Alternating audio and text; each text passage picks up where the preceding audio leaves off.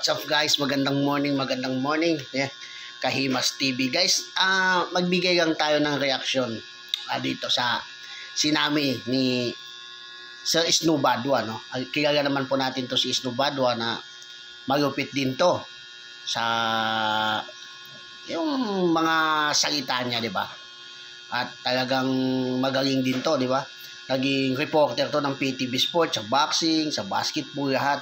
At pag hindi niya gusto talaga yung mga diskarte mo, tinitira ka talaga dito ni Sir Snow Badwa, di ba?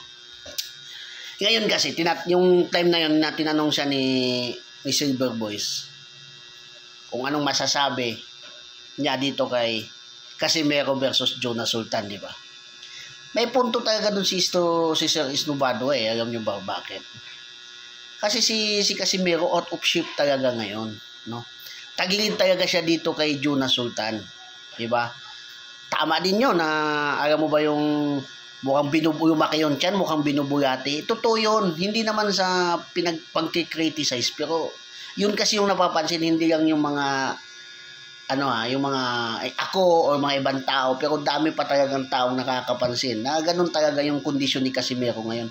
Itong mga bobong fans lang naman ni Casimero ang nagbibigay talaga ng puro papuri dito kay Casimero kahit hindi naman kapuri-puri na, di ba? At talagang sinasamba nila ng husto. Ayaw nyo kasing pansinin kung ano yung pagkukulang ni Casimero sa kanyang sarili, sa kanyang career sa boxing. Kayo kasi puro kayo, alam yung parang takot na takot kayo iwanan ni Casimero o takot na takot tong mga bubong mga sumusuporta dito kay Casimero na iwanan sila, lalo na yung mga kangkong vloggers, di ba?